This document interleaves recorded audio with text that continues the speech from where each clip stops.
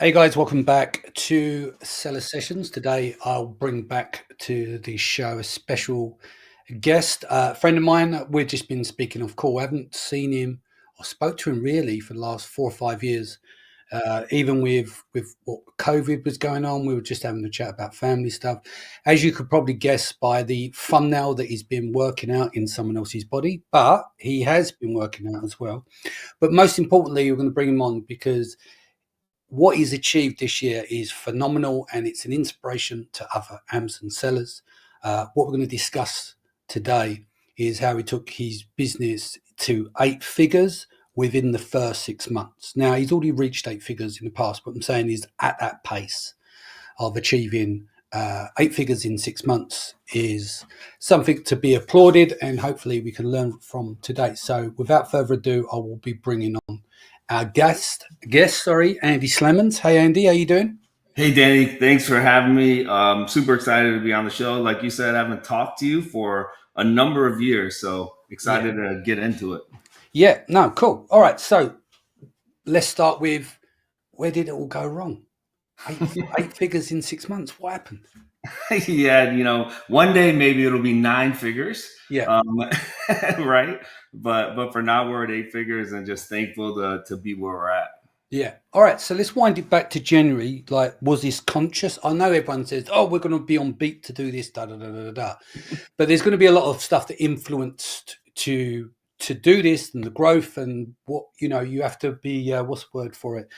I'm trying to look for like you're trying to get there, right? So it is a focus. It's a 4 point at the front of your mind. So wind me Yeah, back to January, and obviously June. I think 15th is when you hit 8 figures, right? So yeah, let's start in yeah, January, and then we'll build sure. out from there. Yep. So last year we did 13.8 million. And so that's Mm. across all sales channels, primarily on Amazon. So 90% of our sales are on Amazon, 10% on Shopify. That could be a totally different podcast we could do. Mm. How hard it is to drive traffic, right, Mm. to your own website. And so that was what we did in 2023. Yeah. So as a leadership team, we came together in December, early December of 2023, had a 3-day kind of retreat, planning retreat. And this is relevant to your question. Yeah. We started a business system called EOS. Hmm. I'm not sure if you're familiar with it. No. Pretty popular business system over the last 5 to 10 years for small businesses. We started that in 2023, Yeah. and which was super helpful because we were just flying by the seat of our pants kind of up to then. I mean, we had structure. However, we weren't really following a specific kind of path or program. So part of this EOS system is you get together as a leadership team and you really plan what your 2024 is going to be. Yeah. So, like you said earlier, it wasn't just like a number, that we pulled out of our hat. There was 5 of us, and we in my house for 3 days, and we just started a plan like, hey, how much can we sell at decent margins in 2024? Dane, I just want to make sure I didn't lose you. Did I? Okay, you're No, good. no, no, no, no. I'm just moving just putting the Yeah, focus yeah. on All you as right, we're awesome. speaking. So no, Yeah, continue, please. yeah. So we got together and we looked at our past sales, which I think is relevant for every business. Even if you're a solopreneur and you only have 1 or 2 employees, highly encourage you that you do an evaluation, of what your past year has done. And then you're going to look for ways that you're going to be able to grow your business. So that's what we did there in that meeting. And for the first time, I've sold on Amazon for 10 years. So it's certainly not an overnight success. I have a lot of scars, a lot of bumps, a lot of bruises over those 10 years. And I've seen a lot of sellers who began selling and then kind of have washed out, right? Inventory based business is difficult, it is challenging, especially when you have to carry massive amounts of inventory as you begin to grow. So we got together in that meeting and we really almost went SKU by SKU and said, hey, look, this is what we did in 2023. What kind of levers can we pull in 2024 that are going to bring in greater revenue for these SKUs? So that's like the number one thing, that I would highly encourage folks to do. You Yeah. really have to break it down to that SKU by SKU level. And, those meetings were long, 10 to 12 hours a day, where you're really in the weeds kind of looking. And then adding in, and this is always the unknown factor, we had two products that we had never sold in 2023. Yeah. And so, you think that you're going to be able to sell, a certain amount of these, but you don't know, right, until you really get it in the marketplace. And so thankfully, one of those products that we brought to the marketplace has become what we have A, B, and C products. So our A products are like our hero products. So great sales, really good revenue, and really good profit. And then you have like next tier is our B products, next tier is our C products. And one of these new products that we brought in, like right away, became an A product. And so in that meeting again, we looked at everything. We figured out like this is going to be what our ad spin is. We have a CFO that is with us. Super thankful to have him. Look at the numbers, come up with them, and then we just project what our sales got to be. And so for every month, we have a budget of what we're going to hit. And so thankfully, again, all the stars have lined up. And as you know, there's a lot of luck. It's a lot of hard work, but there's a lot of luck in the business. We're kind of right at what we budgeted and what we forecasted so far in 2024. So how would you manage to dial that in? Because often, when we talk, put it aside, like business plans, etc. After time, you write them, they go completely. They're on a different track. You pivot, or the numbers never work out. It's out by 50%. So you've got your numbers on. What do you think was the drive behind that? Is it just it's because of the 10 years of experience? Because as you know, it's like with Amazon, you never know what's coming around the corner. Right, you always get you get kneecapped, don't you? Everything's going well, and then your main product gets suspended, or there's something that happens which you don't account for. But you just mentioned that all your numbers aligned, right? And it can't just be down to spiritual levels. There's got to be some factoring in there in terms of good logical decision making. Right. I would say this: I'd never discount the spiritual level. No. But you have to mix it a bit with 100%. with some logic as well. Yeah, right. You have to have good business. I love the guy that took over at El Salvador. He's completely country around. And it's funny because one of the very first things he said is like, "Man, we were experiencing hard stuff. We just stopped and prayed." And so there are times many Amazon sellers will tell you when that ASIN goes down, where you are stopping and you are praying. Help me get the right person, right? And so that's definitely a part of it. No, a lot of it has 100% to do with past experience. And so, we've hit that $10 million level this probably, I want to say 3 years in a row, right? Yeah. Which is kind of cool in itself because I just learned this the other day. Like, there's very few businesses that ever reach that $10 million in revenue. Absolutely. You're a unicorn pissing a rainbow. It's rare. Yeah. I want to say it's like 0.01% or something, of all small businesses ever hit that. And again, for us, as you know, it's all Amazon. So, we're along for the ride. We can ride that wave.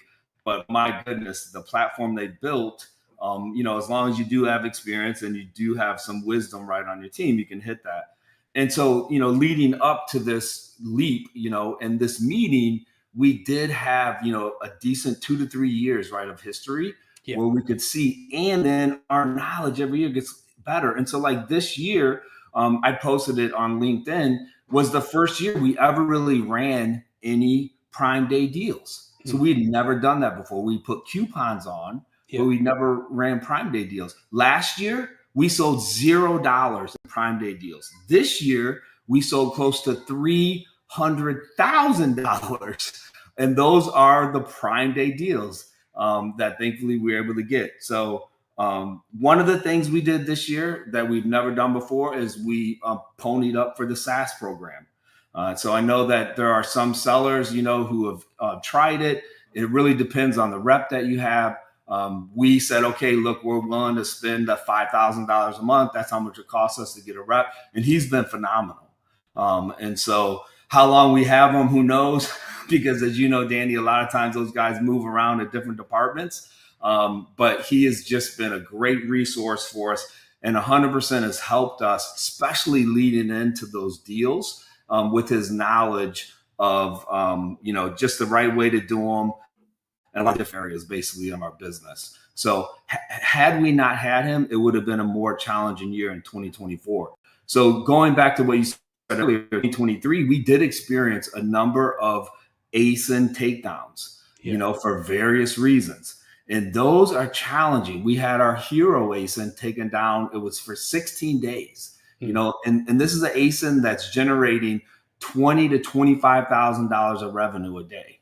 And so, if you don't have the resources or the right people, that can be an extremely challenging time. And that quickly can change the projections that you have, for your business of the year. And so, one of the challenging things that we talked about earlier is you're trying to manage growth, so we want to go from 13.8 to 20, but then you're also trying to remain profitable, Yeah. and so our goal always is to be at that 15% net margin. But in order to grow, you have to increase OpEx, and so you're adding on people, you're getting people in the right seats. And so that's always the struggle. And then add on top of that, for us, thankfully, we've never taken any financing. And so, my partner and I, we both put $100,000 in, and then we've been able to build the business from the profit, from the business. But however, that's challenging, when you want to manage growth again versus profitability. I said a Yeah. lot there. Yeah, no. And so with the numbers hitting, thank God that you haven't had any takedowns and so far, and we've got still 5 months to go in a Q4 to roll through, which puts everyone on edge. What are you doing for your planning for Q4? How's that all going? Yeah, so we kind of have an interesting business. We're not a Q4 business, and Right. Okay. so Yeah. our primary business is Q2, Q3, and then we do a little bit in Q1, a little bit in Q4. Hmm. So Q4 for us is actually a time where we spend a lot of time kind of planning and then forecasting for the next year, for the upcoming year. Gotcha. Which I kind of like, because I feel like, a lot of the Q4 businesses, it's like a knife fight, right, in a prison yard. Yeah. Yeah. Because, ultimately that's when everybody's credit card's out. And so we're able to kind of do the opposite of that.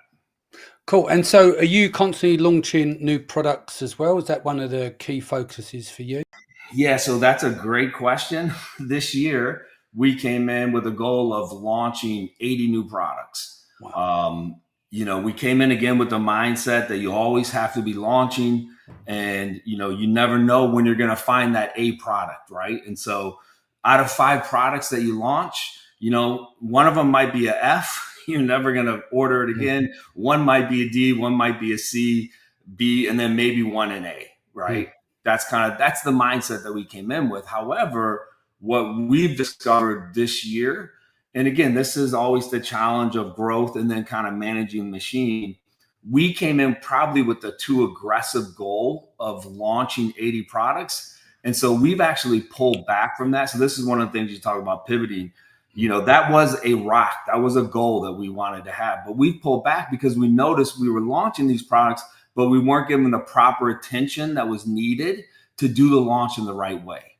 And so, there's a lot of things that go into that. And so what we have said now is, what, we don't want to launch like a massive amount of products. We want to start a funnel, right, where maybe there are 100 products, but then we really want to get that down to where we're only launching maybe 15 products a year, but we are going to maximize that launch. We're going to do it the right way. We're going to partner with influencers, right, that are going to help us with that launch. And so instead of the, kind of the mindset we had before of just launching a bunch, we're bringing that back, and we're saying, hey, look, we're going to put a lot more effort and time. We're going to identify the niche, identify the product, and then really go hard at launching fewer amounts, but in a better way, if that makes sense. So are you, in terms of the products that you launch, what is your focus? People have different models, right? There's a lot of Amazon sellers try and do the hits factory. They want to be a Drake and a Rihanna. They have some key products that kill it. But then obviously they've got big competition. You've got Chinese factories, et cetera, et cetera. Yeah. For you, what is your end goal in terms of product? What do you look for?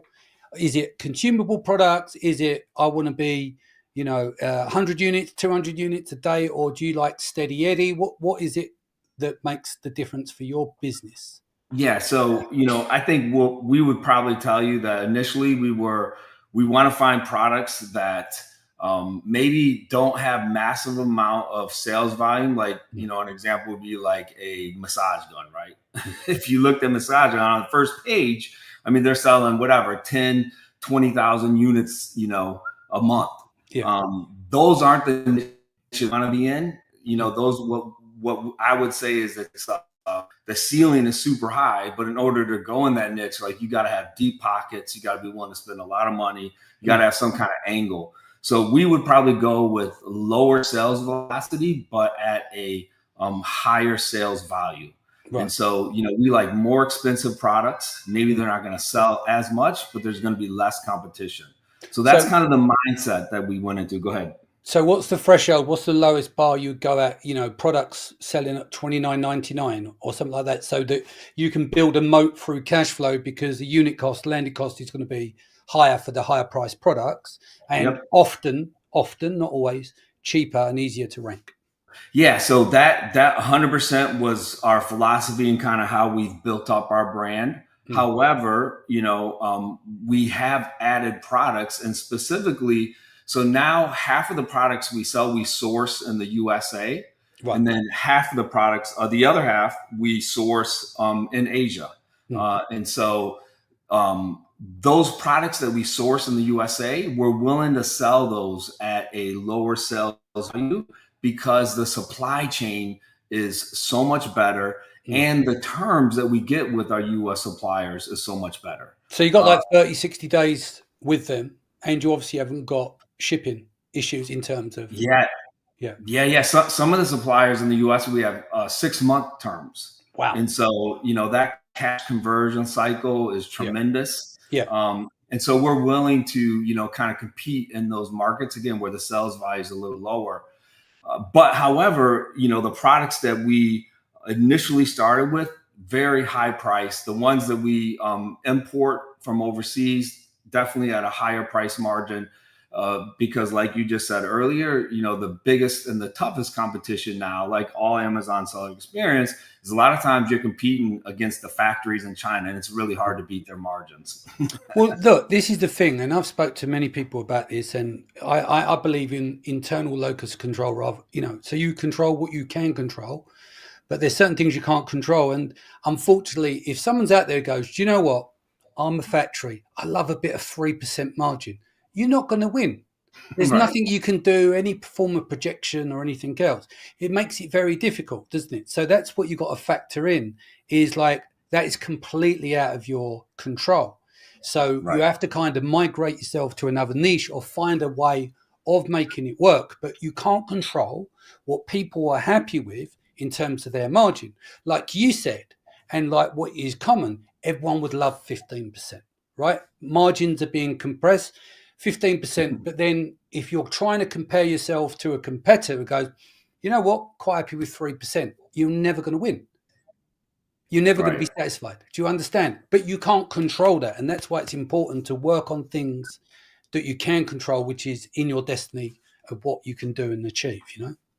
Yeah, for sure. And one of the things that we've really made a pillar of all of our brands is, and this is probably going to sound funny because selling on Amazon, most people don't think about customer service, but we've made customer service one of our pillars. And so because of that, like we've been able to keep our review rating at a decent level where our competitors always have a lower review rating. And sometimes, and again, this depends like on your product mix, but there are other ways that you can kind of make sure the customer reaches out to you. But sometimes we'll get 150 phone calls a day from customers. Some of the products that we sell are a little more complicated, so customers may have questions. But that for us is one of the unique advantages that we've really tried to utilize to stay ahead of our competition. And thankfully, most overseas sellers, for whatever reason, I'm sure it's coming, they haven't been able to come up with a real good customer service solution. Absolutely. Yeah. And obviously, like what you said, customer service is going to play a key role. And obviously now with AI, it's made it a lot easier in terms of writing content and issues with translations, but it doesn't get around customer service. So even though that map is getting smaller of advantages, maybe US based, manufactured in the US, the competitive advantages are slipping away slightly, especially with AI. But like you said, unless they bring in English speaking or US based customer service, that's another area where you're still going to win. Yeah, yeah, for sure. And then going back to that December meeting, another way I think that we really kind of turned the dial, or turned the corner. We were initially building this business like a lot of folks were, especially in 2019, 2020. We were, when all the money was floating out there, we were kind of building it, what I would call with a short term mindset of, hey, look, let's try to create as much value as we can because, look, we might get an offer. And actually, we did get an offer from an aggregator. We went through like due diligence process. It was the most painful 6 months probably of my working adult life. And then at the very end, they pulled out. And so it was right at the time that kind of money started to dry up and, things in the economy went sour. And it was during that time. So it was that was like, I say that easy, but it was kind of very depressing time. It was a decent amount of money. I think it was about 15 million that my partner and I would have split. And again, we had the LOI, everything, all they needed to do was sign. My wife and I flew to Miami. We met with one of the leaders of this company. And at that last day that we were there, and again, a ton of work had gone into this, was when he dropped the bomb. You know what? This is what he said. He said, we looked at your business and, we know that it's been a long process, but we think that you and your nephew have just gotten lucky. And so those are kind of the burning words that still churn in my nephew and I, because there was a ton of hard work, that went into where we were at. And for him to say that, it's been kind of the fuel, I think. That's when we turned the corner and said, you know what, let's not just take a short-term view of this. Thankfully, again, I have a great partnership with my nephew. And we're like, look, let's build this thing like a proper business would, whether you're a heating and air conditioning business or a plumbing business. Let's not build it with the mindset that, hey, we want to sell it in 3 or 4 years. Let's build it with the mindset that we're going to build a great company and it's still going to be here 20 years from now. And so with that shift, I think our energy and our focus and just our long-term planning has really played a big role in kind of where we're at. Yeah, no, that totally makes sense. So, and we're talking about Nathan, right? Yes. Yes, yeah. Because I haven't seen Nathan for a number of years, so send my congratulations to him as well. Yes. So, in terms of determining the products, obviously isolating for the type of products that you want to get. What about customer objections? Knowing what products do you want to launch? What pre-testing are you doing leading up to the launch? Do you get your customer objections met? Do you survey customers? Are you using third-party platforms, etc., getting feedback? Yeah, so no, I mean, ours is just the typical way that, still Amazon sellers are searching. As again, we've grown and we've kind of come to understand our niche, it becomes what I would say a little easier. We are able to identify opportunities that may be related, right, to your product. So that's one thing we definitely try to do is we try to really say, hey, look, and you can see this in Amazon, customers who bought this product also bought this, right? And so, it shows you right there on the Amazon listing page. So then we say, hey, well, look, if our customers are buying this, and this actually happened with the hero product that we newly introduced this year. We saw that customers were buying one of our other products. And they also then, because with brand analytics, which is, I think, just a treasure trove of information that is it's not utilized to the full extent that Amazon sellers should use it. But we could go into brand analytics and see that customers who had bought one of the products we are currently selling, then the next purchase they made or the purchase with it, they purchased 20,000 units of this other product. And so, for us, it just made sense like, oh my goodness. And this is a product that we can produce and make. Let's do it. And so that's what we did. And thankfully, that product will probably sell close to 100,000 units this year on Amazon. And it was simply making that connection in Amazon brand analytics of customer behavior. Yeah, I know I'm jumping around a bit. It's just because going back to the point earlier on, when you had the buyer who said you just got lucky, you did sell one of your brands, didn't you? I did, yes. Yeah. So Can we do this story? Because I think this is an ever repeating story of the buyback and the comeback and the yeah, reset. So I'll let yeah, you for sure. unravel that story, and then we'll jump back into where we were. Okay, yeah. So this was a brand. It was one of my first brands that I started in the baby category. And grew it to about $900,000 in sales. Again, decently profitable. It's probably at like a 16 or 17% profit margin. This was in 2019, I believe. And so got approached by an aggregator. Again, some of these aggregators, they're full of people, and some of the people there are great, right?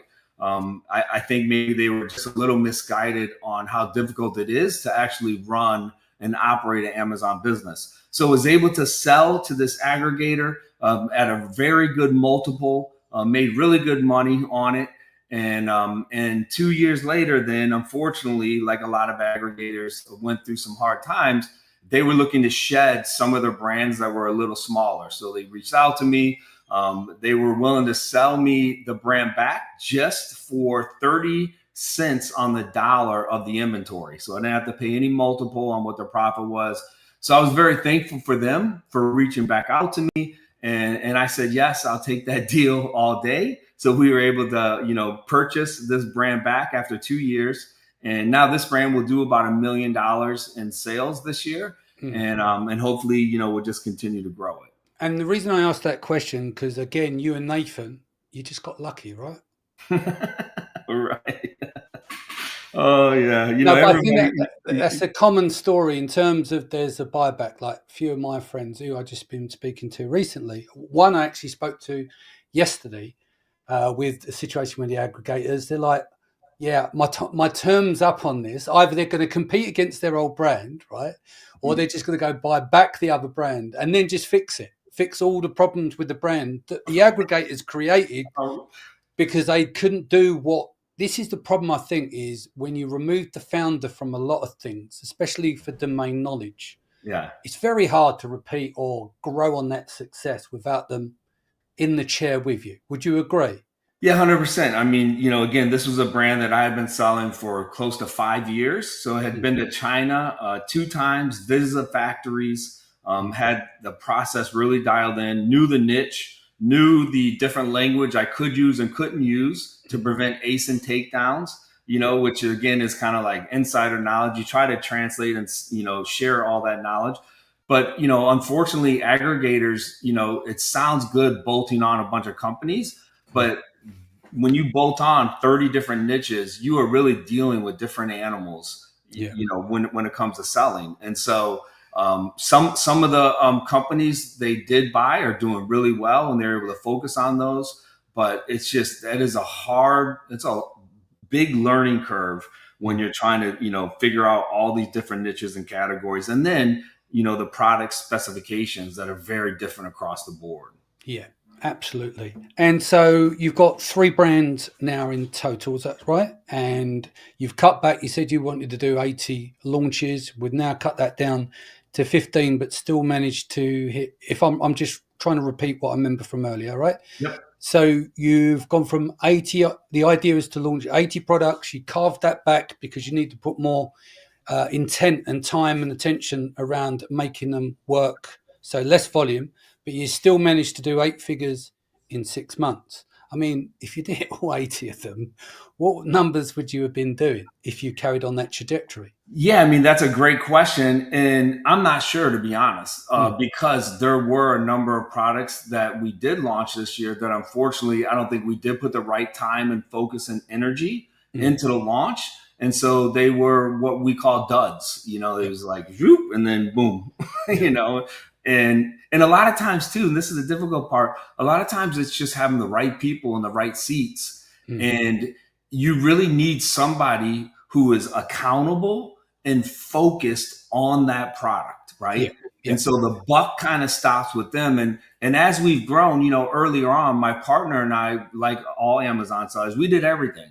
Mm. And so, we were ops, we were, sourcing the whole thing. And now we have, I believe, 14 people in the US, and then we have about 40 people spread out internationally. Yeah. And so, that's the challenge. And this, as you begin to grow, it's really getting those key people that are going to be accountable, like we were as founders Mm. initially at the beginning. Yeah. And thankfully, this is the great thing about the whole washout, unfortunately, of a lot of aggregators, is there's some really good talent out there. And Yeah. so, just in the last 4 months, we were able to hire just some phenomenal people who have a lot of training, a lot of experience in the Amazon space, who work for aggregators who have been laid off. Yeah. And so, we've been able to scoop them up, and hopefully we'll continue to do that as we grow. So that is one benefit, Danny, I will say. Yeah. of Well, the I mean, there was a time that the aggregators drove up the average price, especially around PPC managers, right? I Oh, think right. wages went up by about 30-40% because aggregators are going, well, we need talent. And I'm not being funny, and I'll say this respectfully. Yeah, It's yeah. very hard to have A-plus players in every single department. But then when you've got brands in-house, you've got software companies that need to employ PPC managers, account managers, right? Then you've got agencies. We've got about 500 of them now in space. They're not all got A players, right? So trying to get hold of that talent, and when the aggregators come along and suck the air out the building, and most of them would tell you, because I interviewed a load of a period when we were growing, I was looking to hire people. Some of the wages come out were astronomical, and two, they're like, I'm just not happy at the aggregators. Like they don't know what they're doing, but the money was so good. So obviously that's equalised now, but there was a period where PPC rate wages were out of control, and I'm like, how am I going to recoup that? I asked them seriously. I was like, all right, so how much do you want? Okay, you want that amount a month, right? Okay, so how does that work if I give you these accounts? How we're going to work out something? They had no idea. They just knew that this is my new price range now, but it's come back down. But I suppose what's also good, going off the back of that, is that it has created a gulf of an area where people need to be employed. And you've got to also think about the people that we didn't know about in the community who've come from other industries, but then had a really good knack for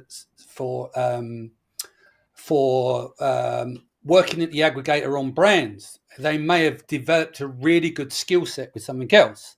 So they've been added into the talent pool. Does that make sense? Yeah, 100%. So some of your guys, I imagine, weren't just Amazon sellers. They come from, maybe they've got some kind of, I don't know, data science background, and then they come over and now they understand product because they spent a lot of time in development with certain departments, Yeah. No, I mean, so, a number of our team members came from aggregators, and just like you said, they were not very happy, because those aggregators, I think, kind of had a corporate environment, and they were laying people off, right? And so they kind of never knew when they were going to potentially be next, And the funniest story I have of two guys that work with us now, they worked for a founder, got acquired by the aggregator, so then they had to work with the aggregator for 2 years, and they just got crazy stories. Like the opening party of this aggregator was on a yacht in Miami,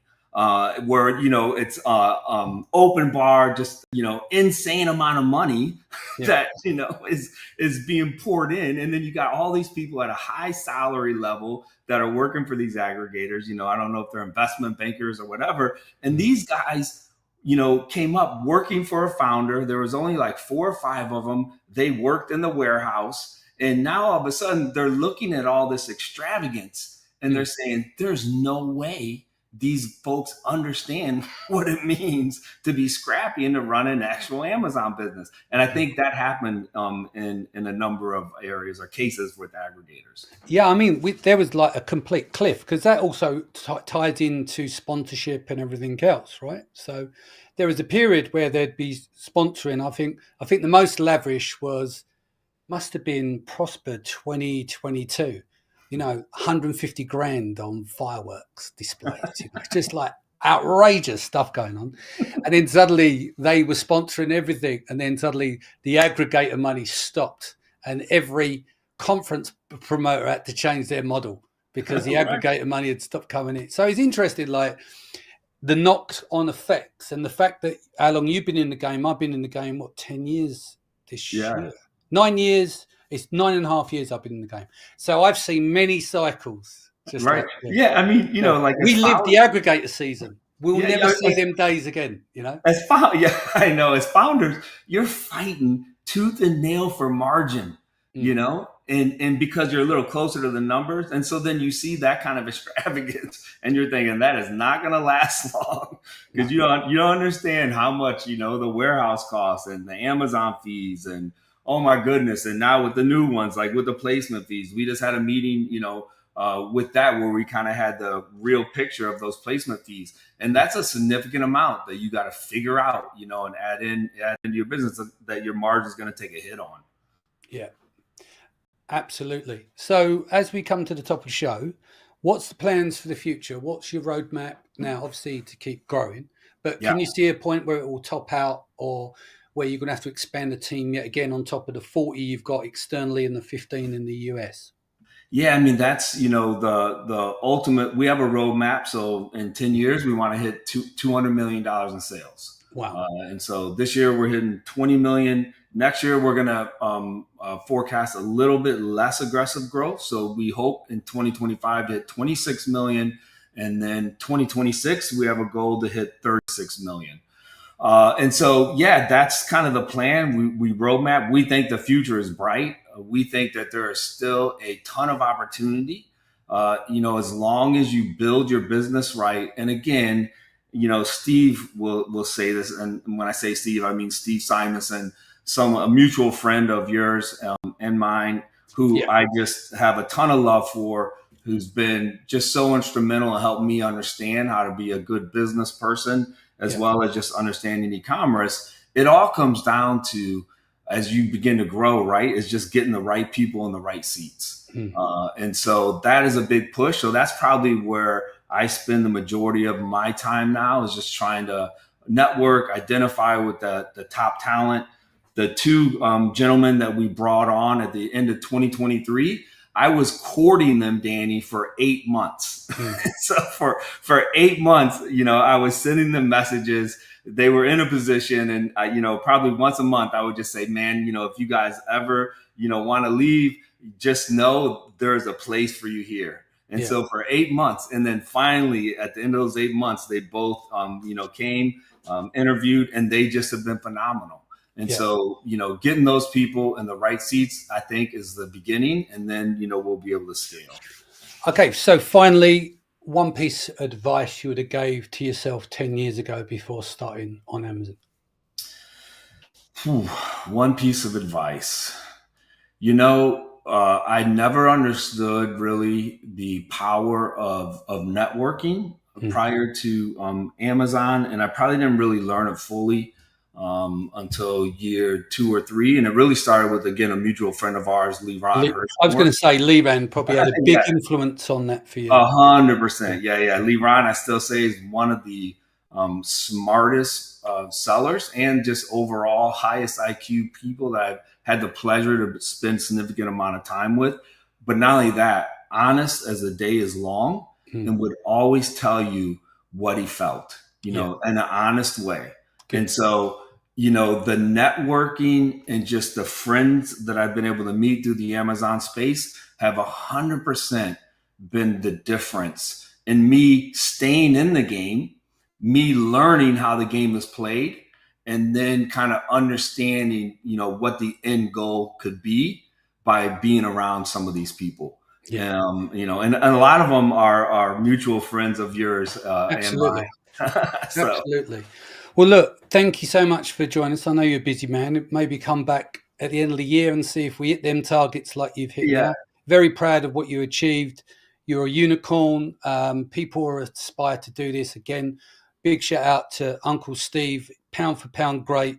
One of the best this industry's ever seen. Yeah. and he should get his flowers because, like, you spent a lot of time with him and he's influenced you. And I think Mm, someone like Steve plays a pivotal role in a lot of Amazon sellers' lives, and yes. what he says means a lot to a lot of people. So And now it's I have one more. I have one more thing, and this gone. is, and I shared this with you. Steve's content on YouTube are like hidden treasure, Yep, right? yep. Because he's not a guy that, at least not right now, where he like markets with it out. I highly encourage people. You've interviewed him a number of times. Every single I've interview, had him do workshops. I've had him on stage every because single one, Dan, yeah, you know this. That is worth gold. yeah, I hang on to those words. I've yeah. watched every single one. There is not that man has more knowledge in his belly button than most people have in their entire body. Absolutely. That's why I say, he is the pound for pound great of this industry.